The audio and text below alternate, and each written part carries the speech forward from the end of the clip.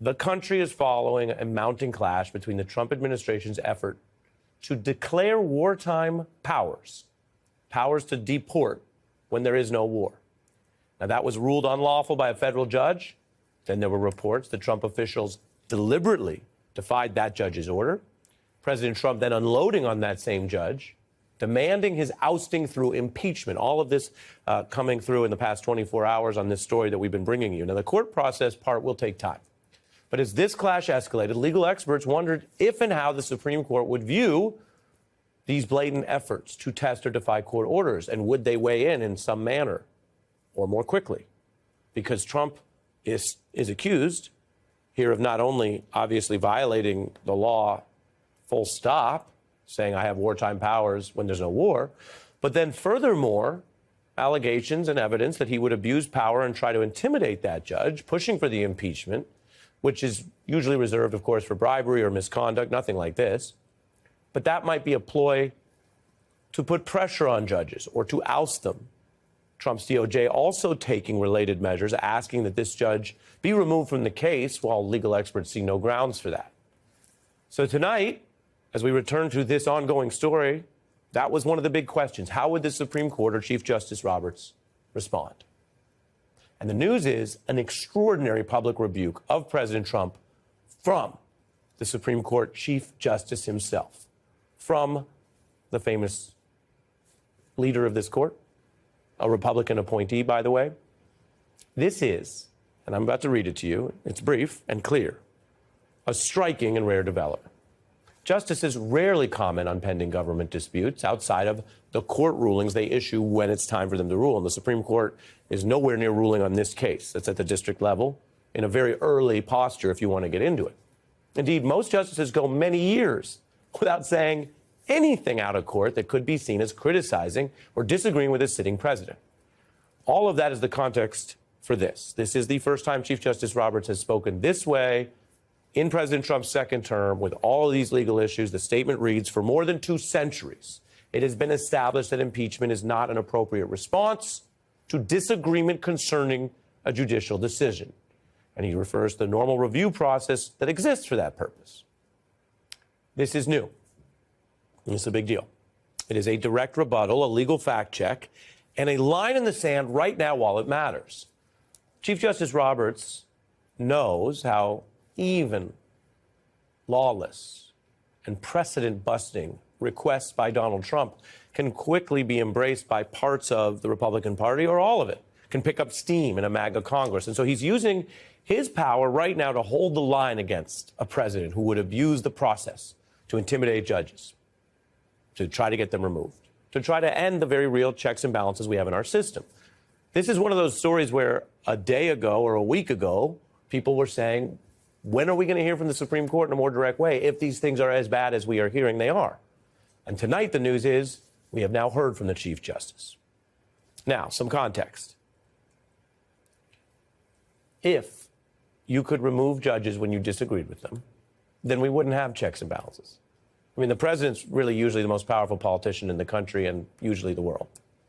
If he could just oust the judges that disagree with his power, then the judiciary wouldn't mean anything. And Chief Justice Roberts, I want to be clear, is not concerned that this really extreme radical impeachment idea would work.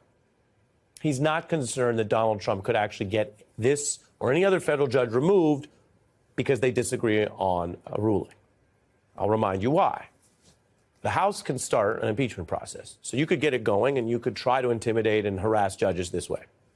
But it would still take 67 votes in the United States Senate to ever remove any judge through impeachment. And even a united Republican Party doesn't have those votes right now. They're far shy of 60-some votes. Many Republican senators have also said they oppose these tactics. So, real talk.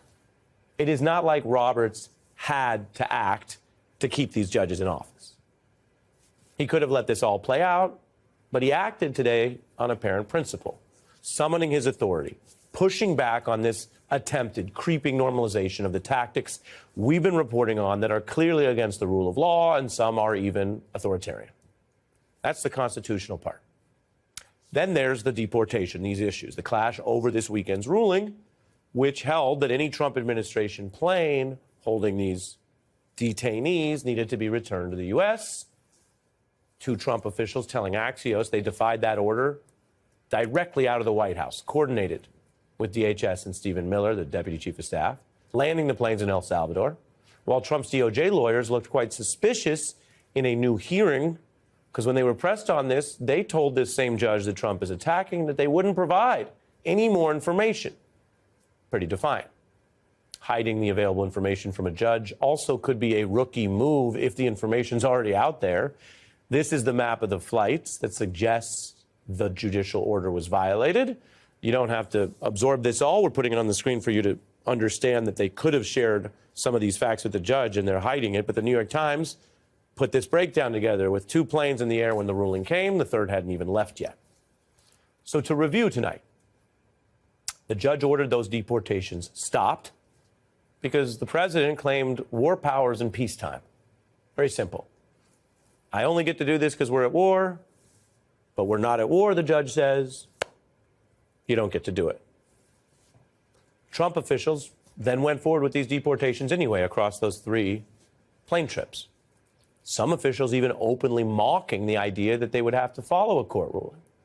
And then Trump doubled down, attacking this judge and floating what would be a futile bid to impeach him.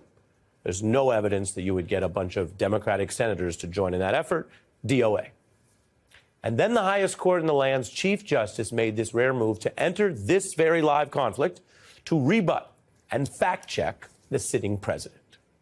So it's not going well for the Trump administration on this issue, even if they seem to welcome some of these clashes, as we've reported, that they sometimes want to lose, test the courts, or get it up to the Supreme Court. They seem to think they will expand their powers in the Supreme Court. And while, let's be clear, Chief Justice Roberts did not and is not supposed to say how he might rule on such a case as this one, he's clearly pushing back against this overall move, the overall energy coming out of a sometimes lawless White House. And now we're seeing wider concerns about what Trump is doing. MAGA allies like the Rupert Murdoch-owned Wall Street Journal saying it is clearly troubling to see Trump officials appear to disdain the law while they claim to uphold it. Here's how some of those Trump officials respond. This one federal judge, again, thinks he can control foreign policy for the entire country, and he cannot. He didn't care about the lives of those officers. He didn't care about the national security of this country. The administration may continue doing these flights? Absolutely. I don't care what the judges think. I don't care what the left thinks. We're coming. He doesn't care. And they'll keep doing the flights. And they are projecting very clearly they want to defy court orders. Those people you saw there are not just random political figures. We've told you before, there is a lot of room for political rhetoric. Sometimes judges will even give you leeway and say that was false or you lied, but it was out of court. We just showed you a border official and the current Attorney General of the United States, and this strategy and this lawlessness has now brought a rebuke from the highest court in the land. We are not yet at a constitutional crisis, but the Supreme Court is listening, and the president, at a minimum, is getting fact-checked. I think it's reflecting what unprecedented times that we are in. If President Trump's administration ignores a judicial order, what he's saying is he is above the law. So this is not about whether one judge can tell the president or the administration what to do. It is about whether one branch, the judicial branch, can weigh in on what is legal, or whether the president gets to decide what's legal without any recourse. But I think what's important here is to put the Supreme Court, or specifically Justice Roberts' statement, in context. This same Supreme Court found that President Trump has immunity. So I think when you talk about the rule of law, we have to put in context that we have the President Trump who's been told he is above the law effectively by the Supreme Court, and now he's acting in accordance with that very decree. So I think in some ways we have to... I would quibble with the leap there. The criminal immunity issue, however controversial, is about whether he can be prosecuted and sent to prison, which gets you up to the Nixonian level, or a rarity in our history. Whereas here we're talking about carrying out his duties, not whether there is a new crime committed per se, but rather whether all federal officials acting under the color of law have to abide by court rulings. And so what the Roberts statement today says is you're not going to oust these judges and overturn that. It would seem to be helpful, whatever one thinks of their past immunity ruling. Well, here's what I would say, though, Ari, is that you have to have some kind of recourse. So let's say we have to play this out. If we have federal officials who are obeying a direct order from the president are disobeying court orders, right? That's constitutional crisis. And the next step, Ari, there is if you have the president who decides it doesn't matter what courts say the rule of law is, I am the rule of law. I get to act in contravention to what you say the law is. I get to do what I think is illegal. I think under the Supreme Court's ruling, I don't know that we have a basis for a court to then interfere and say, in judging his official actions, whether or not anyone else can weigh in. And yes, I understand that there's a criminal distinction here, but I think more broadly, it undermines the rule of law as a principle in our society. Do you think it's good that the Chief Justice spoke out? I think in the efforts that anyone speaking out, I think it is welcome. I think anyone who's standing on the side of the rule of law should do so. And that goes across all of civil society. I think it's always welcome. I think what we want, though, is that as we speak out, as we act, all of our actions are consistent with that protection and defense of the rule of law, not just statements, but actions in use of our official power or as citizens across the spectrum. The last time I had you on Friday was on the day of the shutdown being averted. And you came on the program, you said why you thought it was important. And since then, we've had this enormous backlash. And obviously, you're in politics a long time. You understand this comes with the territory. Has it made you rethink anything? No, look, I knew when I made this decision I'd get a lot of flack. I'm a smart politician. I can read what people want. But I thought even though the CR was a terrible, terrible bill and would allow within the CR the administration to move things around, I thought a shutdown was so much worse, 20 times worse. And let me explain why so people understand it. Under a shutdown, the executive branch has absolute power to determine what is, quote, essential. Right. They have the sole power. Court rulings have said the courts have no say. Right. Now, under normal time, if it was a shutdown, okay, it'd be a Republican government. They do that. You have these fanatics, right, these anti-government, vicious nihilists in charge. They can say anything. Anything is not essential. So it could have been today if we were in the shutdown. They said, feeding hungry children, not essential. Eliminate SNAP. 2 days from now, the only thing we need in transportation are air traffic controllers. Cut off all mass transit funding to New York and the other cities of the country, all transit funding. Day 6, Medicaid. They could cut off Medicaid almost totally. So within 2 weeks, they could just so decimate the federal government, almost throwing a bomb at it, that we could never recover. And wait, one more thing that's worse. There's no exit ramp. In other words, how do you get out of the shutdown? Solely up to the executive branch. And one Republican senator who's close to these horrible Doge Musk people said that they expected to close it down for 6 months, 9 months, till the whole federal government was obliterated. Musk's dream to get $2 trillion out of the federal government could happen under a shutdown. So I felt the very people who are upset now, if we went through with the shutdown and all these things happened, would be coming 2-3 weeks later and saying, get it open, get a SNAP open, get mass transit open. I'd say, well, it's a shutdown. We can't. They said, well, why'd you let that happen? So one more thing. Yeah. I knew I'd take a lot of flack. But, you know, when you're a leader, sometimes you have to do things that you know are right, despite the consequences. I've always said to people in politics, the higher up you climb, the more fierce the winds blow. The only thing that keeps you from being blown off course is your internal gyroscope. That's what I used. So I take that seriously, that sort of catastrophic nature. I thought so long and hard about it. Well, let me just, I want to sort of pivot it a little to a more of a tactical decision, because there was something that happened here that doesn't normally happen, which is they knew they needed Democratic votes and they cut you out entirely. Entirely. Now, when that has happened before, Republicans have filibustered successfully and forced Democrats to the table. And so just purely at the level of how the tactics brought us to this point, I want to play some of the criticism, again, not from like backseat drivers or not from me on cable news, but people like Hakeem Jeffries or Nancy Pelosi. Take a listen. Look, Chuck and I disagreed as it relates to the approach and outcome. I think there is a deep sense of outrage and betrayal. And this is not just about progressive Democrats. This is across the board, the entire party. I still support Senator Schumer as leader, but I think the only way that we are going to be effective as a caucus is if we change our tactics. I would have liked to see, when Chuck Schumer had leverage here, to say we need A, B, C, and D for the Democratic Party and force the Republicans to meet him halfway on those issues. I myself don't give away anything for nothing. And I think that's what happened the other day. They said, okay, he said leverage, I think it was the governor. And Nancy Pelosi said, I myself don't give away anything for nothing. I think that's what happened. The only leverage we had, they weren't going to negotiate with us. So there were two choices only. It would be nice if we had a third choice. We tried to get that third choice with the 30-day extension that Patty Murray tried to get some more moderate Republicans on the Appropriations Committee to go along. They wouldn't. So we were faced only the Senate, not the House. They had it a little easier because they could vote no against the CR and not cause a shutdown. Right. But in the Senate, the only two choices were these choices, period. And the choice of the shutdown was so severe, you're giving them the keys to the city. Why would we? Look, this guy, the worst of them all, is this guy who's head of OMB named Vogt, V-O-U-G-H-T, but people hear the word vote. He already has a plan to shut down a large church. He's doing it right now. No, he cannot. Now, if you don't have a shutdown, you can go to court.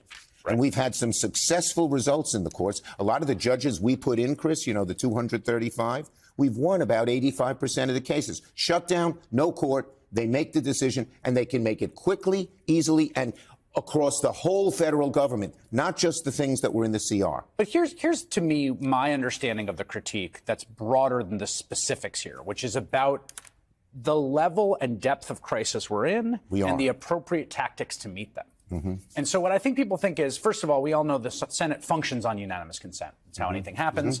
We've watched real pains in the butt, Tommy Tuberville, basically bring the place to a halt. Just denying unanimous consent because he was mad the Department of Defense might somewhere pay for a portion, right? The idea of how cataclysmic that shutdown, I hear what you're saying. But what I'm hearing from people, and there's a lot of them, is right now a crisis is happening unlike anything the Republic has faced, maybe since even the Civil War. Right. Most Americans don't quite grasp it. And it's your job as the most powerful Democrat to use whatever tactics you have to communicate that. And by going along with this, you have missed this opportunity to tell the nation just how bad it is. There's only one choice to going along with it. Shut down. We have to pick the fights, and I want to fight Trump as much as anybody and stop him and not give Republicans help. But in this situation, doesn't it call the question? Doesn't the crisis create the attentional vortex that is necessary? Because right now, people have no idea that they're going to basically get rid of all of American universities and all of American science funding. We try to communicate it every night, but there's nothing like a crisis to drive that home. But the drama of the shutdown, eliminating all of these things would do such damage substantively, that I couldn't tolerate it. I couldn't live with it. You know, I know there's the idea that, okay, people will sit and negotiate with us because they're doing bad things. That ain't these Republicans. They wouldn't sit with us for nothing because their overall goal. The Republican Party is a new party. Right, it's controlled by these MAGA right billionaires. They want two things. They want to pay no taxes, so get rid of all the spending, even if it's for. I mean, I was up today, you know, we had a Medicare Day of Action, Hakeem and I, and senators and congressmen went and talked about Medicaid. I went up to Montefiore Hospital, which covers all the Bronx. It's the only cancer center in the whole Bronx. 80%. I grew up a block from Montefiore Hospital. There you Continue. Go. Well, 80% of the people there are Medicare and Medicaid, and they're the only cancer treatment. If they cut Medicaid by 20%, children would die. Okay. Children would die. Okay. And that's what would happen with a shutdown. Well, I mean. So you say have leverage. We should. But in this case, the choice given to us, because they couldn't, and I don't blame them, they wouldn't negotiate with the Democrats because they had all the votes because Trump is such a hammer. gave us only two choices. So if there was not a third choice. Okay, so the question is, okay, these people won't negotiate. This was the one opportunity for leverage because of the need for a filibuster-proof majority. They're not going to have that on reconciliation, right? They're going to have it, right? There are going to be other opportunities. But then because what people hear is like, we're going to lie in the cut until they self-destruct. Like, what's the plan? That. But then what is the strategic plan? Here is the plan. Here's what we're doing right now, okay? There are two things I want to say. One, every day we are hammering away at Trump. And we have a simple thought that unites the Democratic Party from one end to the other. He's asking the middle class to pay for tax cuts for the billionaires. It unites us all. Bernie Sanders likes it, and my most conservative members like it. We're hammering away at that. Today it was Medicaid. Tomorrow it's going to be, in the next few days, it's going to be tariffs. He's raising those tariffs, raising your costs, Mr. and Mrs. American, by $2,000 a year if he raises all these tariffs, so that he can use that money for tax cuts for the billionaires. He's cutting your education funds, and so your kids don't get a great education, and your school taxes will go up for that. So we have started doing this day in, day out, every day, fighting relentlessly. His numbers have started to go down from 51 to 47. If we keep at it and keep at it and keep at it, his numbers will be much lower. He will not only be less popular, but less effective. Second, we will find the moments where we shouldn't give them votes. Hakeem and I met yesterday. We're exploring that right now. And there will be times, just like this instance, where people will say, don't give them the votes because you have the leverage. There will be instances, not like this, where a shutdown would ensue, but where we will have the higher ground. And we're going to do it. Watch us. Okay, but here's what I would say in response to that. And again, I'm channeling people yes, as much as hey, this is a democracy still. Let's hope it stays. Well, here's what I'm saying is that all of those things you enumerated, which all sound like good politics to me, are the kinds of things that you'd be doing if Mitt Romney were president. That, like, there's this weird asymmetry right now, which is that they are acting in this totally new way, in which they are ambitiously trying to seize all power and create a presidential dictatorship in the United States of America. And the Democratic opposition is acting like, well, if we can get their approval rate down a few points, then what? What happens? Well, what happens is, look, first, we get it way down. He's going to have much less. This worked in 2017. You say it didn't. Now it's a different government. It's different, though. Oh, it is different. But health care, we beat him. Taxes, we beat him. And guess what we did? Guess what we did, Chris? We took back the House and won in the Senate, and then we were allowed to do all those good things. This is not the only tactic. We have to stand strong in certain instances and not give them the votes at all. But there are instances with this. The two work together. Okay. Again, I don't disagree with any of that. But the difference to me between 2017 and now, and I've been at this desk for both of them. It's different. It is a full-fledged assault on the constitutional order that has not been seen again. Well, that's certainly in my life. That is true. But the question then becomes... But that's not the spending part. That isn't. But then the question becomes, what is the role of the minority in resisting that? That's distinct from, we're going to beat them on health care, we're going to beat them on spending Medicaid. Look, if our democracy is at risk... It is at risk, yes. Sorry, it is certainly at risk. Well, do you believe it is? But if I don't want to put words in your mouth. Do you believe it's at risk? Trump doesn't obey the Supreme Court, which may happen, you led up to it here, then we will have two courts. We will have the federal courts, which hopefully John Roberts will stand up and make it happen. But we'll have the court of public opinion. And if that happens, as you pointed out, we have had rule of law since the Magna Carta, okay? And if that happens and the rule of law goes by the wayside, I believe that there will be very, very there will be immediate and strong reaction from one end of the country to the other in ways that we have never seen. And that's what will happen. And it's not just up to us. The people will have to rise up, not just Democrats, not just Republicans, not just, people, everybody. But our democracy will be at stake then. And if the people make their voices heard and are strong and stand up, and we join them, I believe we can try to beat that back. We can beat that back. But it's on that one. If democracy is at risk, that's a little different than what we're talking about now. Even a shutdown, as horrible as it is, we'll all have to stand up and fight back in every way. I think actually this is useful because I do think, like, just in a genuine sort of good faith way, that there's a lot of people and I think I probably count myself among them, who think that that's where we are right now. Well, that the plan being deployed right now. You may be right. I don't think so. We're there. I think you think we're not there yet. Well, I think we're getting there, and we have to be really vigilant. I just had a meeting today with the Judiciary Committee to decide how we're working through this as it goes further. It hasn't been up to the Supreme Court yet, which would be the classic if they disobey the Supreme Court. We're on our way there, God forbid, but I think we are, and we'll have to go at it and at it and at it. And that is different than anything else. Different than anything else. It's a quantum leap different because our democracy is then 248 years of American democracy. The Magna Carta is out the window, and we will all have to take extraordinary action. Today was yet another really, really bad day for Donald Trump in court. Today, 24,000 people who Trump has fired from federal government jobs got reinstated, thanks to a court order from a federal judge in Maryland. This is the lawsuit that was brought by 20 Democratic attorneys general in 19 states and Washington, D.C. This judge's order today forces the reinstatement of, again, 24,000 people that Trump has fired from 18 different agencies. The Education Department, the FDIC, which is the agency that provides insurance so your bank deposits are insured and you don't have to worry about them going away if you put your money in a bank. They're going after FDIC, too. Yes, they are. The Commerce Department, Health and Human Services, Energy Department, the VA, Interior Department, Labor Department, USDA, General Services Administration, the Small Business Administration, the Transportation Department, the Treasury, the EPA, the Consumer Financial Protection Bureau, USAID. Again, 24,000 employees fired by the Trump administration from those entities, reinstated by that court ruling today.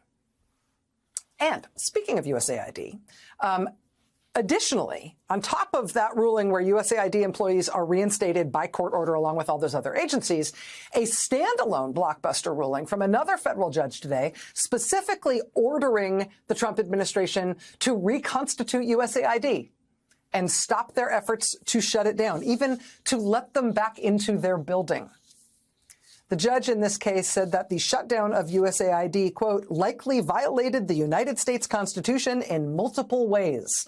And in his very short two-page order today, he ordered that the Trump administration must reopen USAID. This is from the order. This is interesting. Quote, for purposes of the order, defendants refers to Elon Musk in his official capacity, the United States DOJ service, and their officers, agents, servants, employees, and attorneys. Also, all individuals who at any time since the inauguration have served in the role of DOJ team member or DOJ leader, regardless of the formal personnel status of that individual. So the defendants here, everybody associated with Elon Musk and DOJ. And those defendants are, quote, enjoined as follows. Defendants shall reinstate access to email, payment, security notification, and all other electronic systems, including restoring deleted emails for all current USAID employees and contractors, whether in active status or on administrative leave, meaning for all the people they've tried to force out of the agency too, they need to be reinstated. They get all their emails back. They get all their systems back. Defendants shall provide written confirmation to the court that this requirement has been satisfied within 7 days of the date of this order. Also, defendants shall not take any action or engage in any work relating to the shutdown of USAID, including placing employees on administrative leave, employee terminations, reductions in force, contract terminations related to any USAID employees or contractors. There can be no termination of USAID contracts or grants, no closures of USAID buildings or bureaus or offices, no permanent shutdowns or terminations of any USAID IT systems. Within 14 days, defendants shall submit to this court a written agreement among all necessary parties that ensures that USAID will be able to reoccupy its building, will be able to reoccupy USAID headquarters at the Ronald Reagan Building in Washington, D.C. So they all get their jobs back. They get back in the building, they get all their emails back, and all electronic systems related to the operations of that agency, including all contracts and everything that applies both to employees and contractors. You need to stand that agency back up.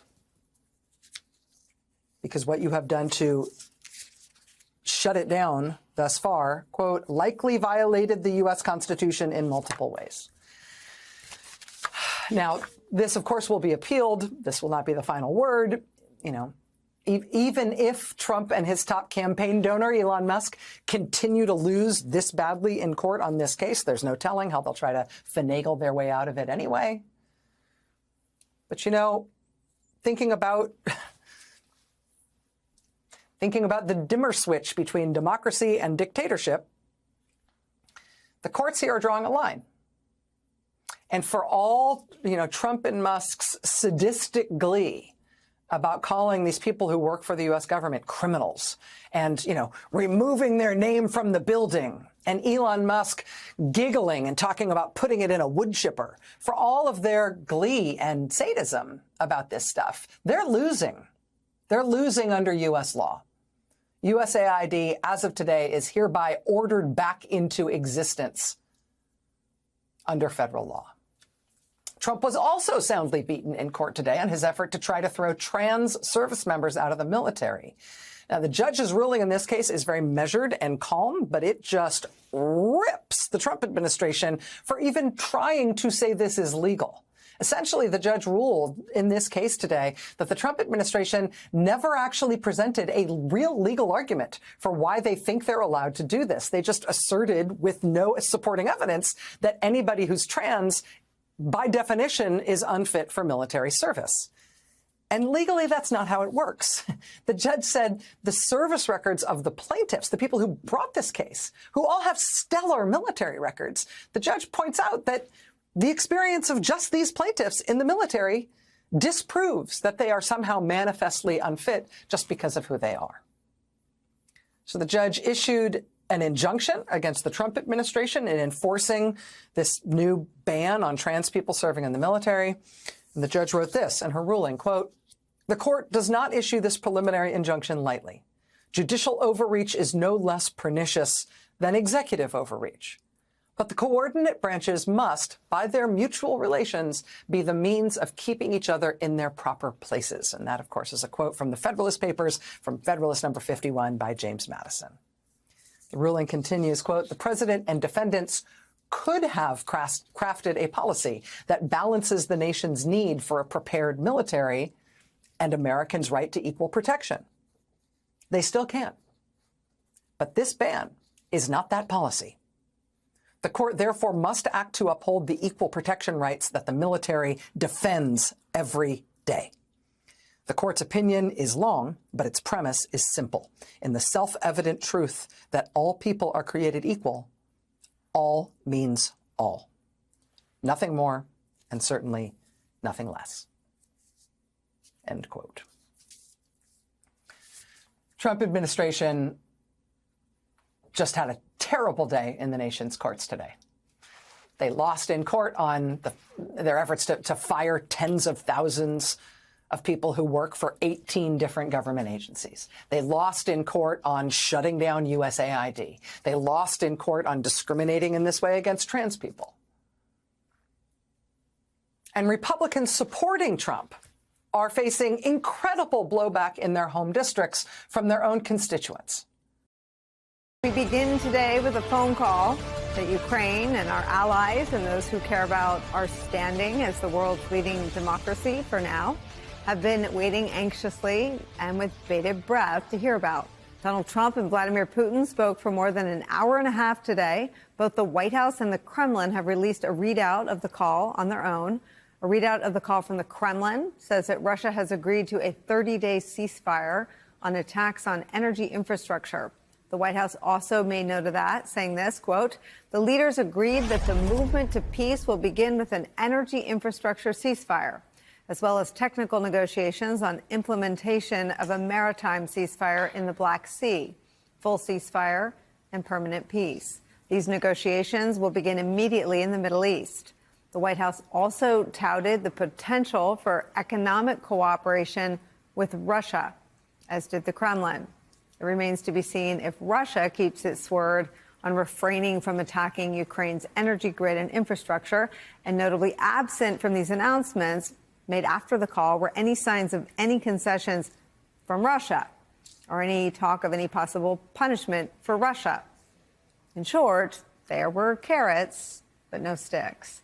In just the last few minutes, President Zelensky reacted to that, to news of the phone call. He said he's open to a ceasefire on attacks on energy infrastructure. But Zelensky reiterated that talks about Ukraine without Ukraine will not bring results. He also warned that the Kremlin's demand that foreign aid and intelligence sharing with Ukraine come to an end sought to weaken his country. Former Trump National Security Council staffer Alexander Vindman called it a, quote, terrible deal, adding this, quote, I don't understand how Trump, who has 4 years under his belt with Putin, constantly gets played. Trump moves to normalize relations with Russia for trinkets. The ceasefire, if it starts and Russia doesn't violate it, disproportionately helps Russia, whose energy infrastructure is getting pounded by Ukraine. For 35 years, 6 Republican and Democratic administrations has succumbed to manipulation.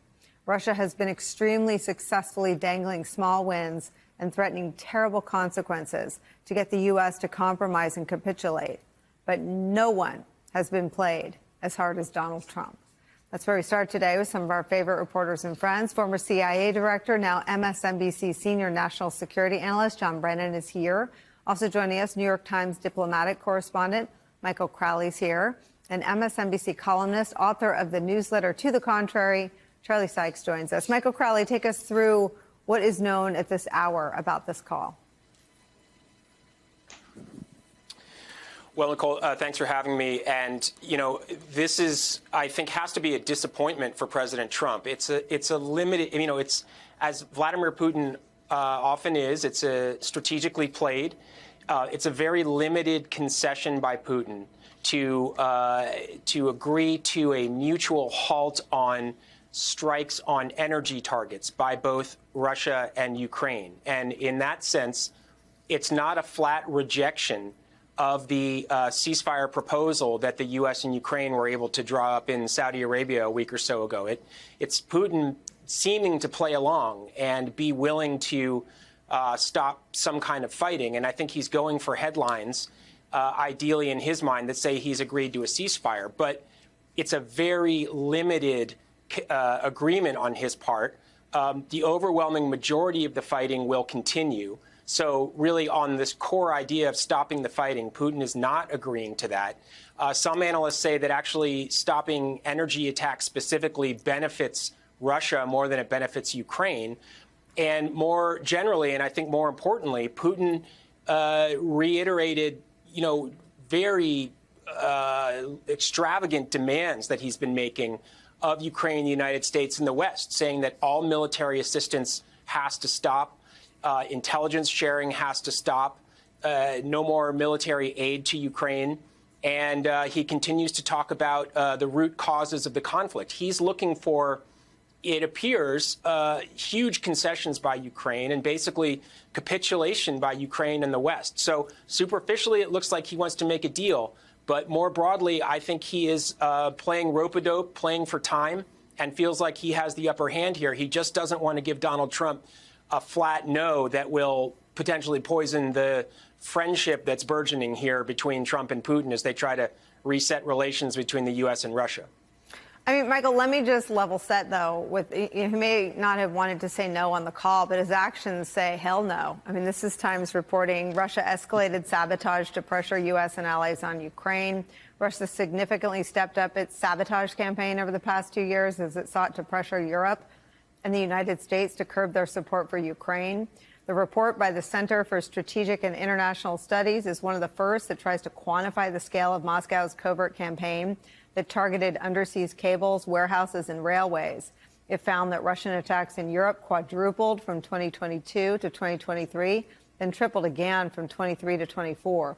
Amid the push by Washington to halt the war in Ukraine, Russia has tamped down its sabotage efforts in recent weeks, according to a Western official, but experts believe the campaign against European targets could continue once governments put in place new plans to support Ukraine with weapons or peacekeepers.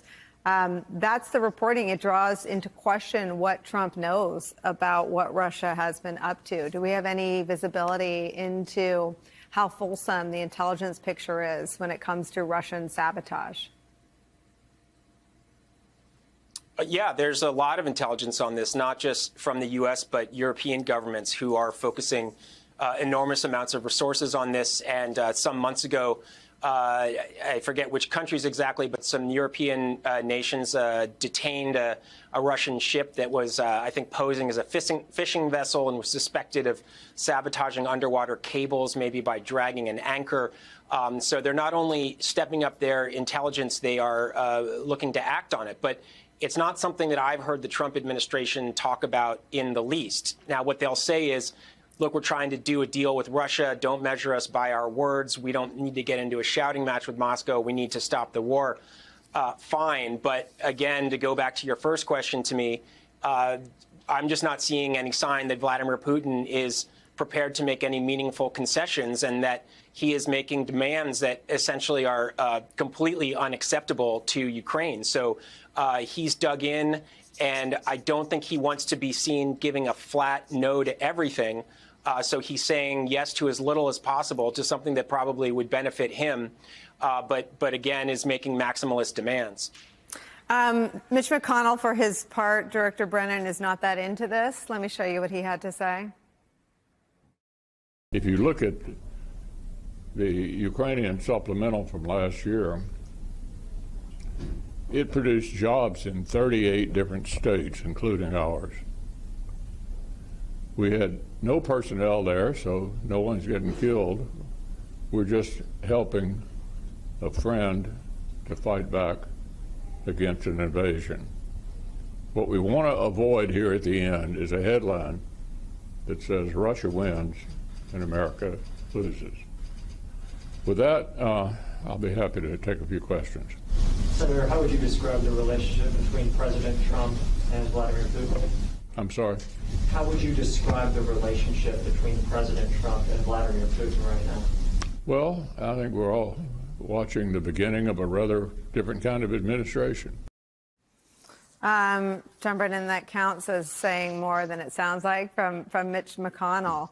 But in terms of the headline, I know that Michael Crowley won't write the headline, but it certainly seems that the reporting would suggest that today was more clearly a victory for Russia, who is, as Alexander Vindman points out, is getting pounded right now in terms of their energy infrastructure and energy grid, not Ukraine, as the war stands right now. Yes, Nicole, as Michael was pointing out, this was a very, very small baby step in terms of what actual actions might have come out of these discussions today, in terms of this cessation of attacks against energy and infrastructure. But it could, in fact, be more beneficial to Russia. I think it's quite clear that Vladimir Putin is a much more skillful negotiator on these strategic issues than Donald Trump could ever be. And I think what Vladimir Putin is doing is continuing to play Donald Trump and try to sort of tease him along this path where Putin is ultimately going to be seeking a lot of concessions on the part of Ukraine. And so the question is, what will Donald Trump do as Putin continues to press this issue? But it's, in my mind, it's clear that there is so much more work that would need to be done in terms of other negotiations, whether it be on ceasefire on the ground or maritime or air or whatever else. But I think ultimately we're going to be looking at what type of terms will Trump agree to. And I'm not talking about President Zelensky, because I think he is a very principled individual who will oppose anything that smacks of surrender. But the question is, will Trump be able to stand up to Vladimir Putin as Putin continues to, I think, outmaneuver him on the negotiation chessboard? While President Trump claims to be brokering peace between Russia and Ukraine, his administration and Elon Musk have gutted the U.S. Institute of Peace, an independent agency with the sole mission of brokering and maintaining peace. DOJ officials had been trying to enter the agency since last Friday, and yesterday Trump fired most of the board and sent its new leader into the Washington headquarters of the Institute of Peace with a police escort, sent at the direction of the United States Attorney's Office, which led to a dramatic standoff. George Moose, the fired CEO, vowed legal action. We have been talking to them for many weeks now, and in anticipation of just this possibility, and also to remind them that we are a private, nonprofit corporation in the District of Columbia, and therefore not a federal agency, and therefore the federal government has no entitlement to come in and take over our building. Virginia Congressman Don Beyer and his wife were present during the forced seizure to conduct congressional oversight of DOJ's break-in. Representative Beyer joins me now. Congressman, it's great to have you with me. What exactly did you witness last night, and how did you know to be there? Eamon, I got a call from Catherine Clark, one of the leaders of the U.S. House, to come because I was close. And so my wife and I headed right down there. By the time I got there, George Moose had already been evicted. I got him on his phone, and he was on the way home. I tried to get into the building, showed them my congressional card and pin and the like, noted that this was a congressionally chartered 501c3 nonprofit and that I had every right to be there. The armed guards talked to the DOJ people upstairs, and they refused us entry. It was very sad, though, in talking to George Moose, the CEO, I discovered that while he had locked himself in his office, they actually came and picked the lock to get him out and to escort him to the street. It's truly a remarkable moment to see this happening in our country, Congressman. And today, the Metropolitan Police Department issued a statement explaining that the U.S. Attorney's Office ordered them to escort the new leader of USIP, into the building. And I want to come back to the point that you were saying and that we also heard earlier. But how is any of this even possible, given that USIP is not a federal agency? Eamon, you're absolutely right. It was congressionally chartered. It's interesting. There is something in the charter that says the president can remove board members in consultation with the board for a felony or a grievous acts of injustice. None of that happened. He didn't talk to any of those other board members. He fired 11 of them, clearly illegally, which is why George Moose didn't leave and while the other board members said they're going to stay there. Eamon, there are 232,000 501c3 nonprofits in America. Does Donald Trump now have the power to fire the boards of every one of those? Yeah. I mean, that's an important question. I mean, it's another test to the limits of his power, but seems to be completely running amok with it. And to that point earlier, there was a federal judge in Maryland, Congressman, who ruled that Elon Musk and DOJ's efforts to shut down USAID are unconstitutional and is ordering all USAID systems to be reinstated. And so it comes back to this point that we've been having, whether it's about the court with the immigration and the deportation and this conversation. Do you have confidence that this decision will now be followed by this administration? No, Eamon, I don't. And that so many of my constituents, my friends say, what happens if Trump just ignores the courts? And that is a huge constitutional crisis. He was already ignoring Congress and all the monies that we appropriated over the years, signed by Democrats and Republicans and Democratic and Republican presidents. It's a real tragedy. And the essence there is that whoever gave DOJ permission, where is it ever written in the law that they can come into an independent nonprofit and look through their books and look through their records? Where does this stop? Yeah, and right now you've got Republicans that, were thumping their chest about being America first. They say that USAID does not mesh with that agenda. Taxpayers shouldn't be wasting money on foreign countries. Of course, I'm sure you've seen Nick Kristof recently wrote a piece about how that is wrong. And according to his estimates, roughly 1.6 million people could die within a year without American foreign aid for programs like HIV prevention and treatment. You know this better than I do, but why are organizations like USAID and USIP key to combating not just poverty, but also maintaining global peace, as is in the name of the organization, and combating China and Russia abroad? Eamon, you say it so well. First of all, it is our responsibility as the most powerful country in the history of humankind to take care of those out there. It's less than 1% of our federal budget, not the 25% that so many people imagine. It's a very small part of it. And yet, we protect our own selves from all the diseases that spring up around the world if we don't address them in the home country. Elon Musk said no one's died. Well, as Nick Kristof thankfully has pointed out, many people have died already, perhaps hundreds of thousands, and way more than 1 million over the next year. By the way, in our global battle with China for who writes the rules of the 21st century, we have just opened the door to most of the developing world to Chinese influence. We have made America weak again.